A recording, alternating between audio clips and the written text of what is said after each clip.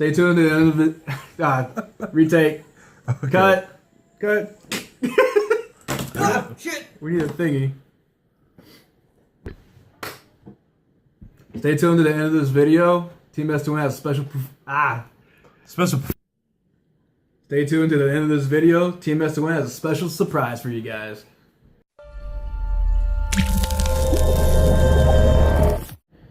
What's up, YouTube? It's your boy South Kowea of Team Second to None. I know it's been a long time since I've been involved with the group. I've been on extended leave due to my own personal hobby, which is Warhammer 40K. I do a lot of commission painting, and that's what I've been doing. I've been finishing up painting commissions for people, charging a lot of money because I believe personally my painting is pretty good. But anyway, I'm here to talk. I'm here to bring you guys a video today about Bermudas. I've been told that people that wanted to get into the clan, kind of wanted, like a preview, what they should get, what staples are gonna be good for all Bermudas, what cards are possibly gonna roll over into the next set, stay relevant and stuff like that. So I have two fully built Bermuda decks with me right now. One being Prisms, the other one being Loris. I have built the rest of them, but they're at home. They're unfinished because I play with them, I toyed with them, but I couldn't figure out, a good broken mechanic, something consistent, like a consistent mechanic. I couldn't figure it out for the other clans, aside from duos, but there's only like one relevant build in duos. But anyway, without further ado, I'm gonna start with Prisms. So for Prisms, I'm going to start with the grade 3s because you need a playset of Vert. She is the brake ride, the first brake ride that actually came out in America. Now what she does, when you brake ride over here, you give your Vanguard plus 10k power and you could bounce up to 2 units and you may draw a card. On top of that, you need a playset would be nice, but I run a 3 Prism Promise Labrador. She's a limit break skill. When she attacks, you call up to 3 prisms from your hand in open rearguard circles, and she gets extra 10k power, extra crit. She also has an added bonus ability, active skill, Counterblast 1, bounce a card back to your hand, and then you could proc Bermuda skill, which usually all Bermuda skills, they do something when they're proc, when they're bounced. They give extra bonuses and stuff like that, and for Prisms, it's very, very important that you start bouncing cards that gives you extra power boost, extra draw power. The next grade 3 in Prisms is I only run 2 of her because she's not that good mid game. She's only like a late gamer or a turn before you finish it. This brand new Prism Garnet. Now she has a limit break skill which gives her an ultimate break skill, limit break 5 of you call 3 prisms. It doesn't have to be open circles. Then she gets the ultimate break skill. She gets an additional drive check. Now, keep in mind that if you, at 5 damage, you don't have a limit break enabler or something like that, if you drive check your heal trigger, then she's going to lose the extra drive check because it's ultimate break.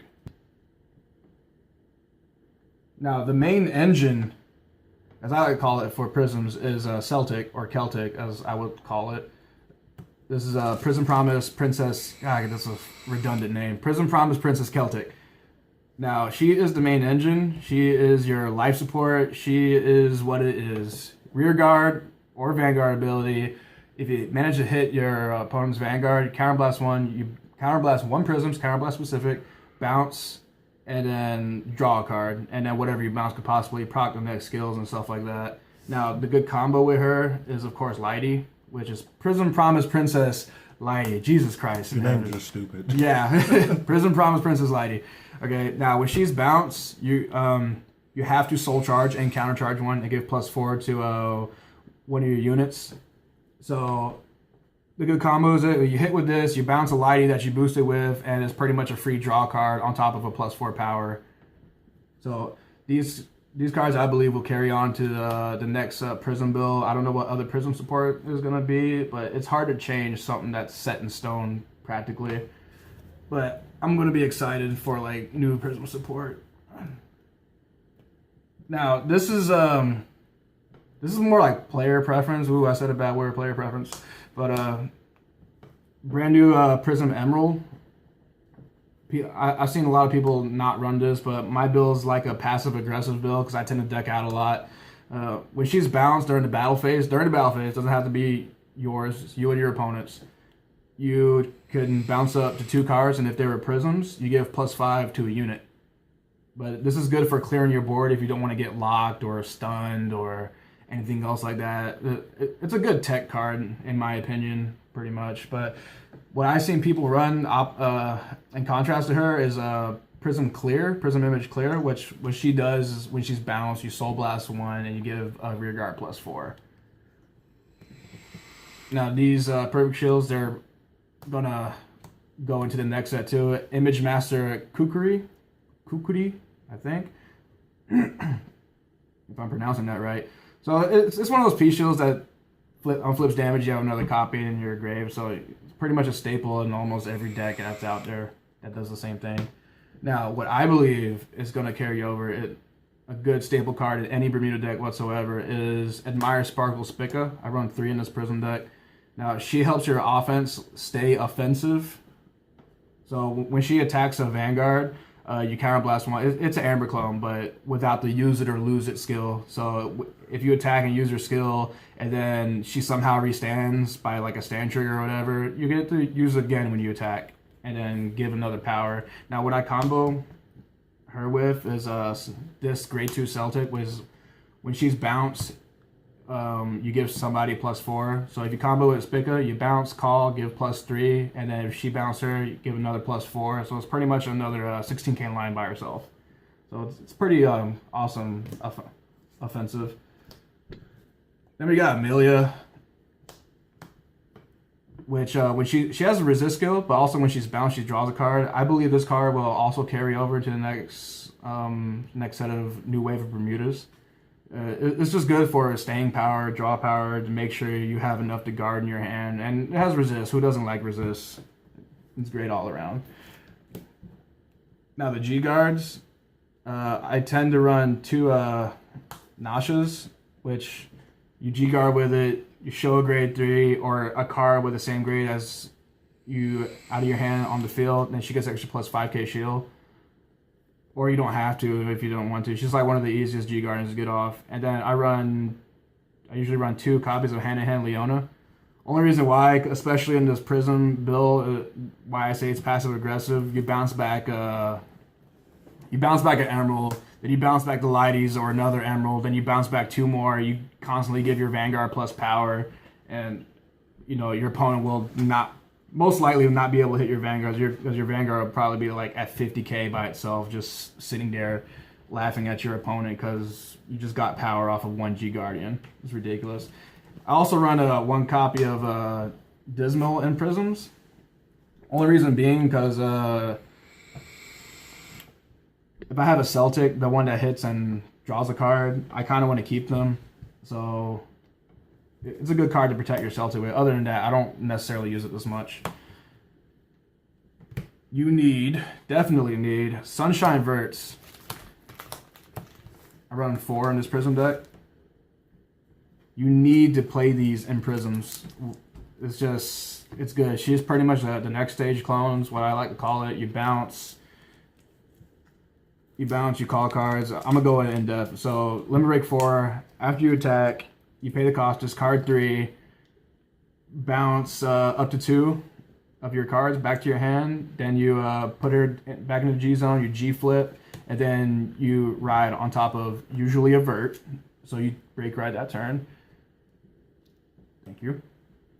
You break ride that turn, and then you get an extra attack. So this will swing 26 by itself, not boosted. Then you have a vert, and then if you're going for game, you break right on top of her after you attack with her with Labrador. Then she's a 21 line by herself, and then when she swings for 31 by herself, 2 crit. I mean, it's a good end game card. Or for staying power, you would break ride with Garnet to get an extra drive check. Another card that should also be in every Bermuda deck is Olivia. I play 4. I used to play 2, but then I changed up my my stride deck. So Olivia, if you're at GB2, I'm gonna just call it that. When you attack with her, you counterblast 1. You can bounce back up to all your field, and if 3 of those cards were different names, well, all of them have to be different names to get the extra skills off. Then you get called 2 cards into different columns. No, into different rows. And then she gets an extra crit.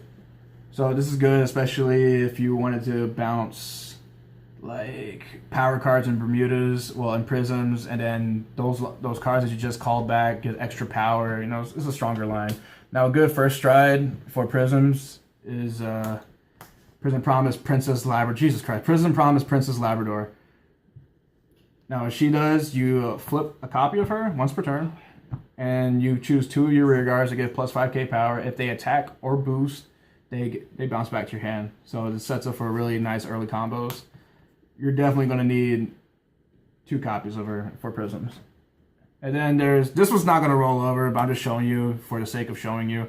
I run 1 copy of her until the GB8 card comes out. It's Legendary Prison Duo Nectaria. I'm not going to talk about her much because I don't really use her. She's just kind of there. Now for triggers, you need to run 4 Sunshine Clears. Reason being because I only run 2 Stride Fathers in this deck, and the reason for that is because I only stride like 4 times, because by the time I'm hit the 4th stride, I'm going to deck out anyways. You search out the Vert. If she's bounced back, you put her back in your deck. You search out the Vert, and then you call it, or you can add it to your hand. Now Prisms is a very aggressive build, so I run 8 crit, 4 stands. Now these stands, when they get bounced back to your hand, you Soul Blast 1, you choose 1 of your rear guards, give it plus 4. And then, of course, 4 hills, because people will always run 4 hills. Now, that's it for the Prism build. Prisms is very aggressive if you like that playstyle. Well, my build is passive-aggressive, because I like to have staying power a little bit. But if you like that playstyle, I recommend Prisms for you guys go in there. And pretty much the only cards that's really good for staples for Prisms is Celtics, the Grade 3s, Labrador Invert, and Garnet, somewhat Garnet.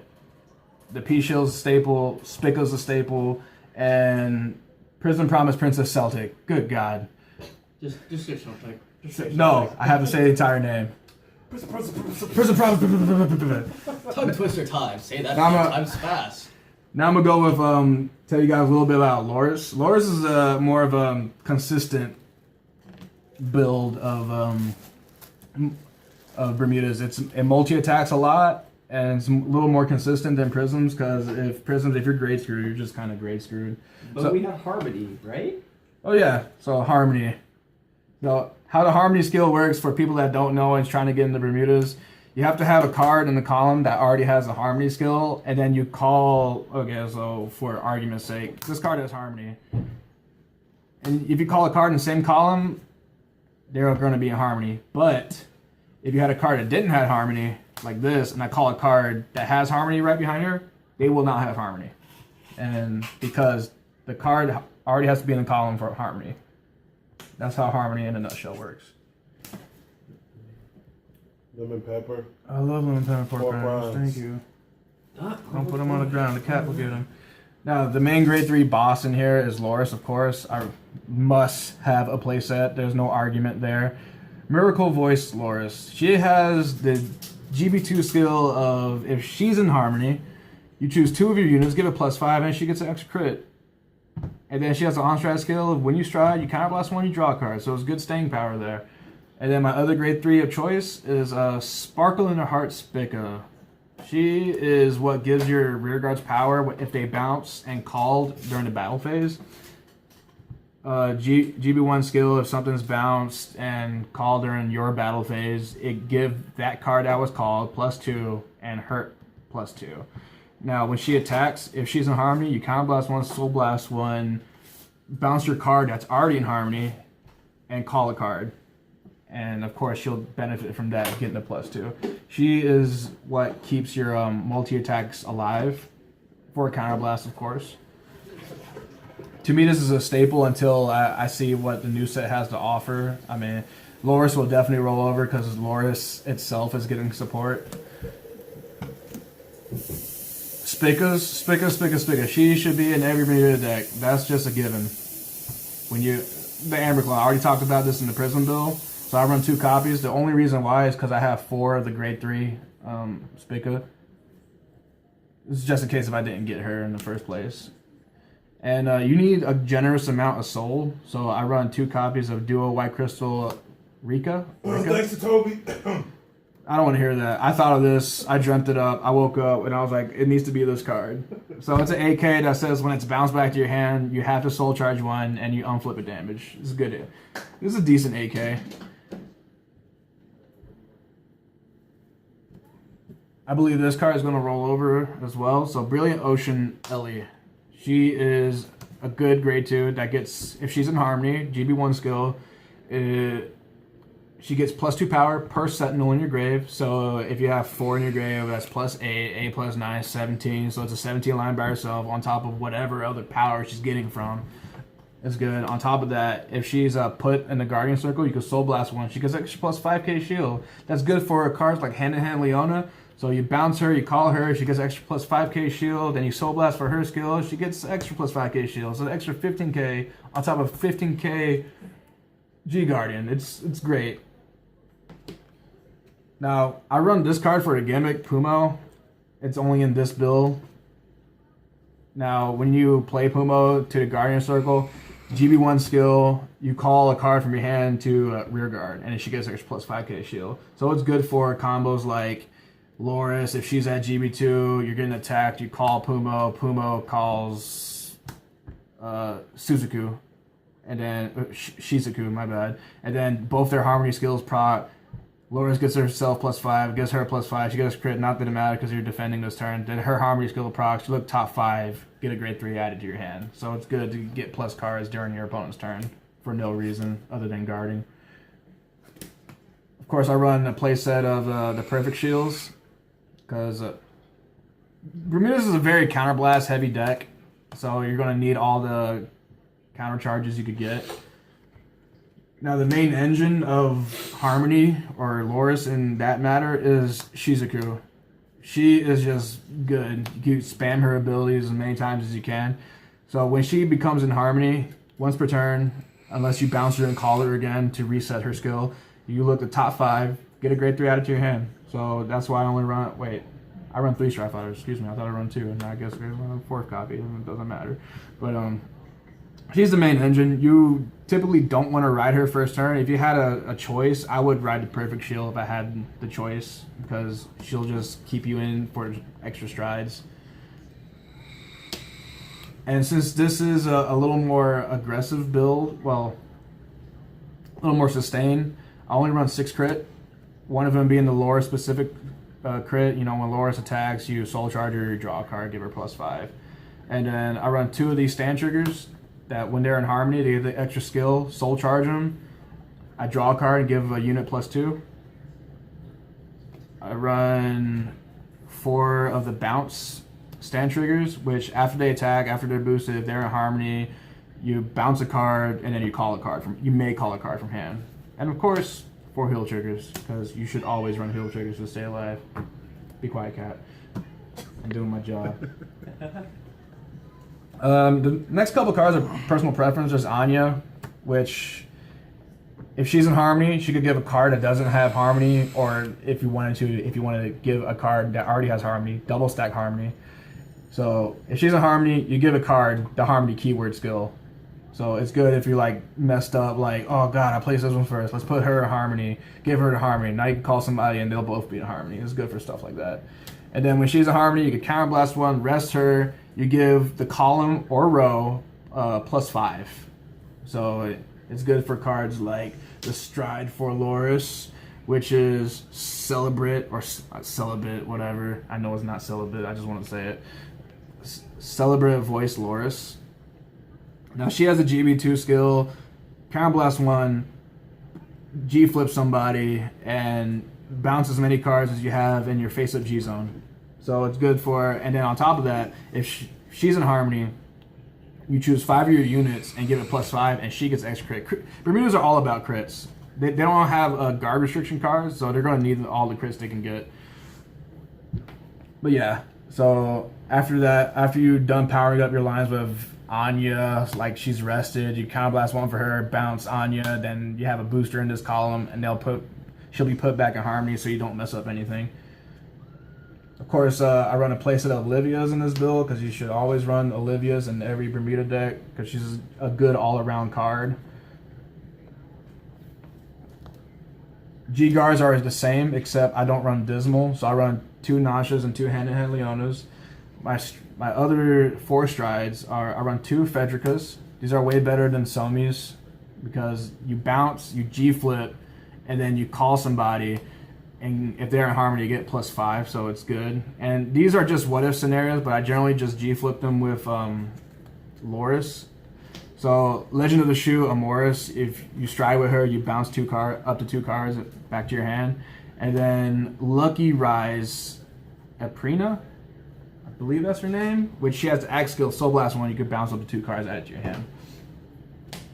Now, those are my general builds of Prism and Harmony. There are other builds like Duos. Duos mechanic is you need at least 3 copies of the card in your hand for stuff to go off. So like if you have 3 copies of this, when this card's bound, you give somebody +5. If you have 3 copies of this, when this bounds, you countercharge, give somebody +5. If you discard 2 copies of this card of the same name, Give me value, are you? Citrusy. you restand Iori. I think her name's Iori. Their gimmick is a lot of copies of their cards because they're duos. You should always have a duality of things. And speaking of duality, they also have a white and black copy of the card of different different art. Alternate card arts. And there's Riviere, which is the first Bermuda build I ever had. She doesn't really have a gimmick. I mean, there's no really new support aside from Spica, which like I said should be in every Bermuda deck if you're trying to get in the Bermudas. That one is the cheapest Bermuda deck you can make aside from what's that card called? Coral, which has no win con. Coral has no win con. Me and Toby figured that out. She's just a fun gimmick deck. That is it. That's all she does. There's Reindeer, which is really fun. Honestly, it has a win con of swing with Olivia practically on top of drive checking grade 3s. She makes your grade 3 stand triggers pretty much and restand also with a different Reindeer. I forgot. I think it's Velvet Voice and there's another Reindeer. I haven't played it in so long. I forgot these names. And then there's another archetype, Pacifica. What can I say about Pacifica? She's gotten support, but it's not consistent enough because you have to run like all the copies of Pacifica, which is 3 different ones, and your grade 3 lineup is going to be all over the place because you generally want to keep it at a healthy 8 to 9, possibly 6 if you're bold, but running 12 is too much and your hand's going to get cluttered. So Pacifica it's a good gimmick. I don't recommend doing it if you're trying to be competitive in the game. If competitive anything, I recommend Prisms or Harmony. Those are the 2 main decks that are competitive for Bermudas. Other than that, that's all the cards I really got to tell you about. So, the engine for Prisms, remember, is Prism Promise Princess Celtic. And then the engine for Harmony is Superb New Student Shizuku. Also, don't forget Spica. Spica should be in every Bermuda deck whatsoever. Now, this is South Kowea coming back from a long exile, self-imposed exile, bringing you a first insider look for Bermudas, I guess is what I would call it. South Kowea, Team Second to None, peace out. I'm talking about You have soul charge, Circle. counter charge. You don't even need cards the like. trigger that goes into the soul and counter charge. No, But you count play- that's like 1 or 2 per turn. That's what I'm saying. You have everything, Jane. Royal Bermuda's Paladins do counterblast everything per turn if they go off. Every fucking thing. You know what? I know what would make Bermudas better. Some countercharge cards.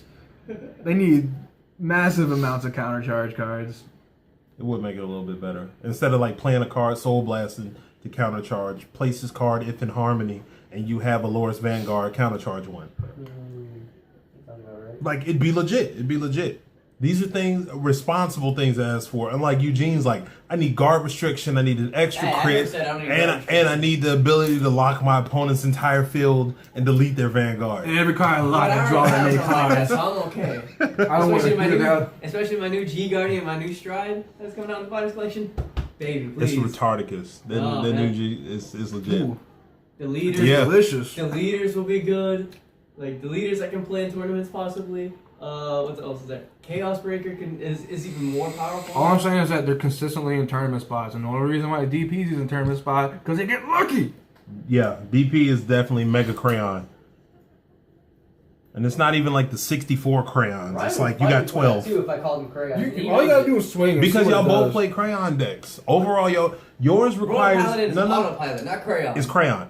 Yours requires some type of skill, but very, very basic skill. Yeah, His product requires placement. luck. Nothing but luck. Royal Paladin is product placement and resource management. His is just place, swing. Oh, I got a grade 3. Oh, I got my grade 2. What the fuck are you talking about? Play slew, call Barkle, swing, That's one combo. I'm counterblast, talking call, about, like, swing, grade- counterblast, No. call, swing. If you're playing the alt mile version, it's literally I stride, I call shit, yeah, I get just power search on out the your board, cards. You have to I manage swing, your resources. counterblast, You get have to rid of manage that. resources in between all of that. 'cause But if you go literally, all you have to Don't give me manage that shit is about managing yeah. resources. I don't want to hear that. You shit. can't talk management with the clans we play. You can't do that. call one of You our can't do that. Nah, you I can. You can't I do that. will. I play Pale Moon, Great Natures. Nigga, I need a lot of management to make sure I don't fuck stuff up. Bermuda's same thing. I counterblast so much every turn, usually more than 2. Then you're fucking 2 counterblasts a turn. I don't want to hear that. You shit. counterblast. Counterblast a turn? Eugene, you're kind of like Pale Moon. You counterblast 2 times to get an extra 4 attacks. For no reason. Well, not even for no reason. It's good reason. Yeah, it's good. But I mean, you counterblast 2 to get an extra 2 to 3 attacks. I counterblast 2 to get an extra 2 to 3 attacks. He counterblasts 1 to possibly get 1 other extra attack. It's difference. You're fucking retarded.